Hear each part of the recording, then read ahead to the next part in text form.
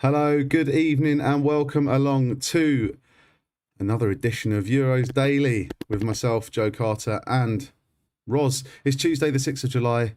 It's day 26 of Euro 2020. Comment, like, subscribe, allow notifications, and share this video. Alongside me this evening to debrief on semi-final number one is Roz. And Roz, firstly, we just need to appreciate what a great game of football we have just witnessed, don't we? What a fantastic game of football. Italy going through on pens into the final of Euro 2020.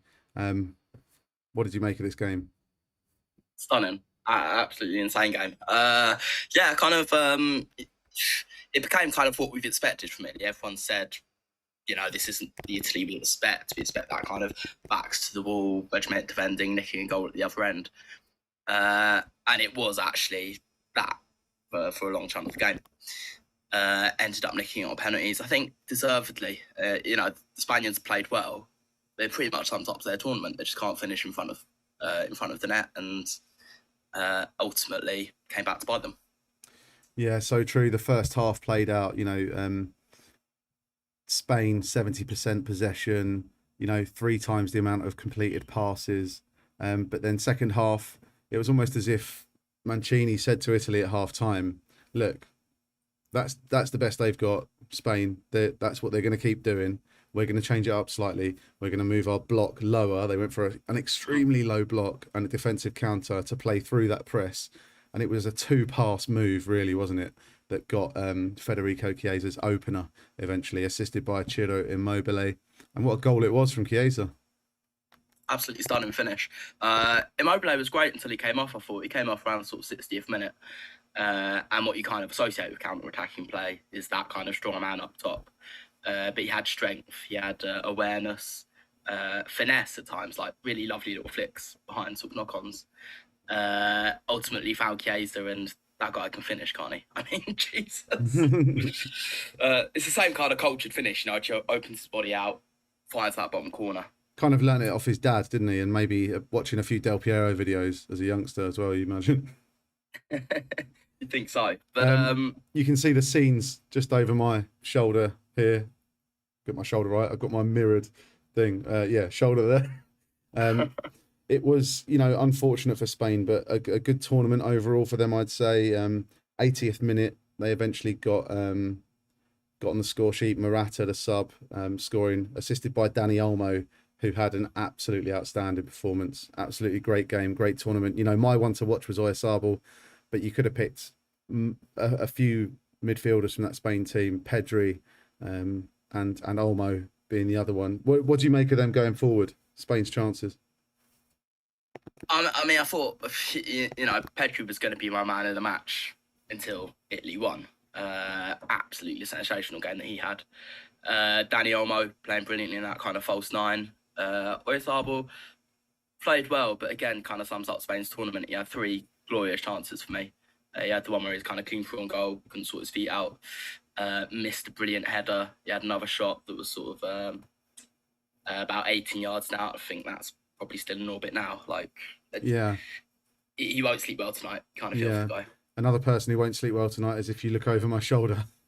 You can see a replay of Morata's penalty. I mean, he didn't look confident stepping up to that pen, did he?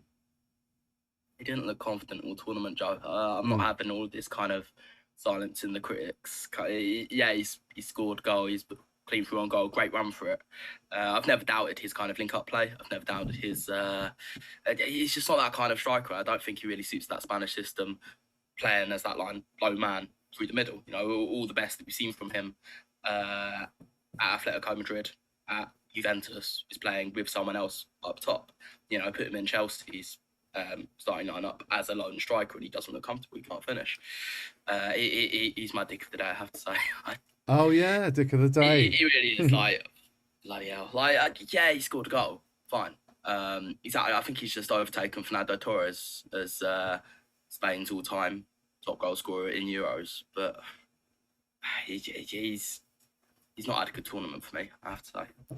No, I mean, lots of positives to take for Spain, though. It was always a transitional squad for them, and you sort of wonder whether it was a bit of a cutting his nose off to spite his face from Enrique when he chose to take 24 instead of the allotted 26 in his squad. But yeah, looking forward, I think Spain got a lot to hope for in the next tournament. No, next summer. 100%. Like, you've got the likes of Olmo, you've got Moise Harbour, who's just gonna kind of grow with these kind of big pressure scenarios. Pedri will be a world star, you know, a future sort of Ballon d'Or contendee for sure. Absolutely unreal player.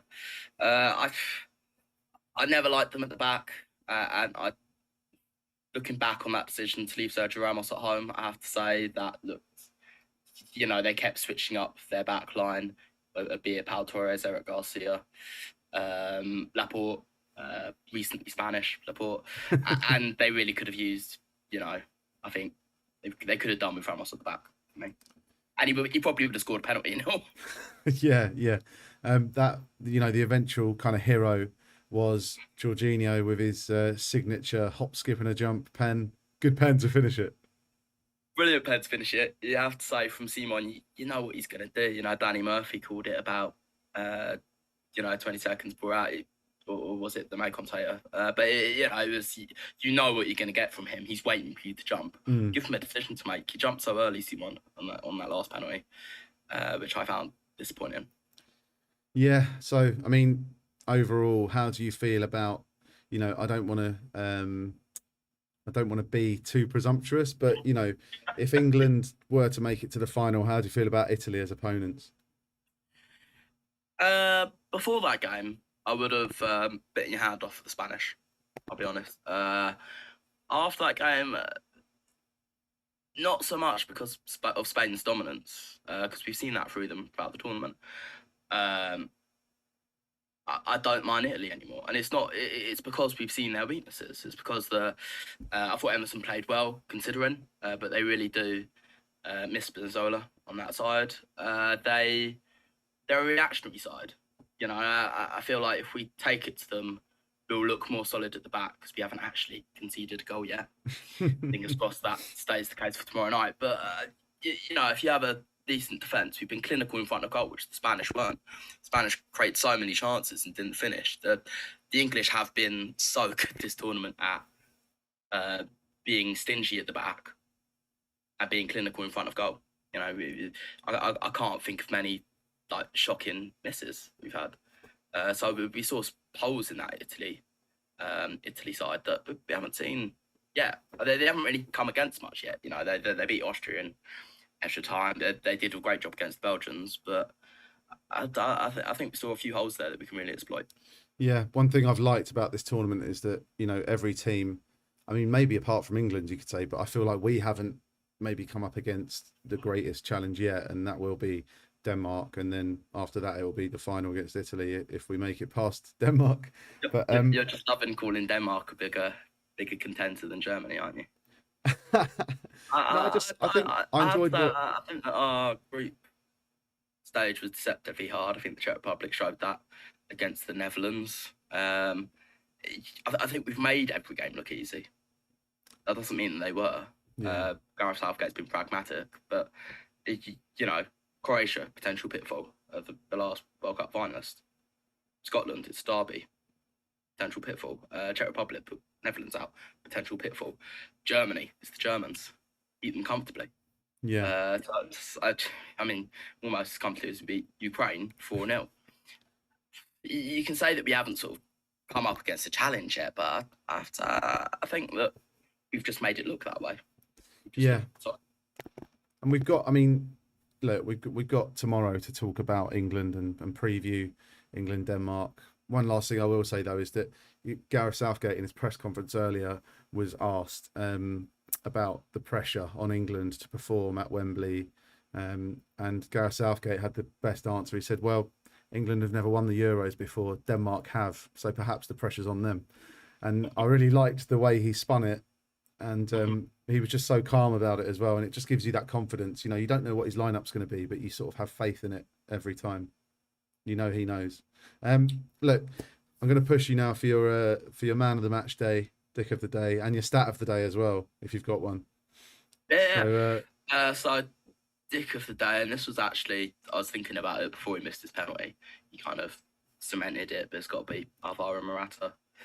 Couldn't score in a brothel, couldn't finish his dinner, etc., etc. But man of the match day it's a tricky one. You could say Jorginho. I thought he had a good game, dispatched his penalty coolly. But it's a real sort of team Italian performance. And I'm actually going to go for Chiellini because the strength of he was the organiser in there. He's the captain. You're looking at the little nimble touches around their box from the Spaniards.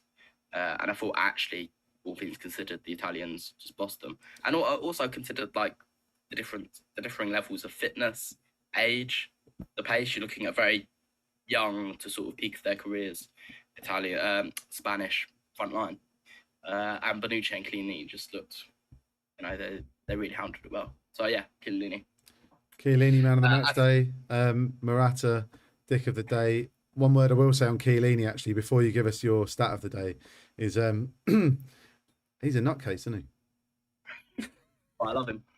Mate, when they were doing the toss for which end to take the penalties at, and he was just like, he basically punched Jordi Alba, then he hugged him, and then he was like squeezing him like he was Italian and they just won or something. It was mental, and he was just grinning from ear to ear. There's one before the game where we went up Busquets in the tunnel, gave him a hug like he was his long lost son. Yeah. There was Simon and Donnarumma, who I thought looked pretty shaky all game, I have to say.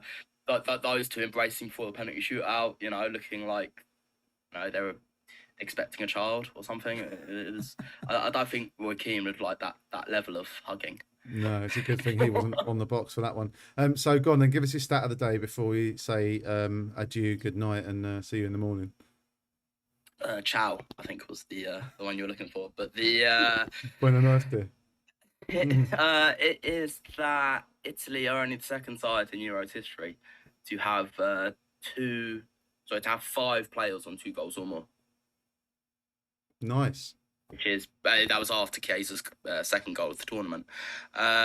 Who's the other one? Here, if I pushed you. 5 players on 2 goals or more. 5 players on 2 goals or more.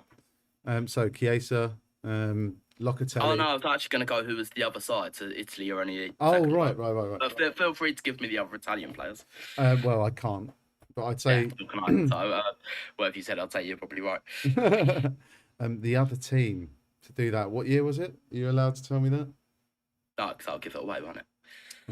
Spain. No, but still relatively recently, I guess. A bit old. Okay, go on. Tell me. I'll give up. It was Euro 2000. It was France. Oh right. Okay. Yes. Very talented midfield. Yeah, Zidane. He's a player. He wasn't bad, was he? Yeah. And on that note, yeah, we'll say goodnight. Fewer assists at the Euros than Luke Shaw. And on that note, we'll say goodnight. We'll say adieu. We'll say ciao. See you in the morning. Sort of late morning. I fancy a little lion tomorrow. So we need it. We'll do a little.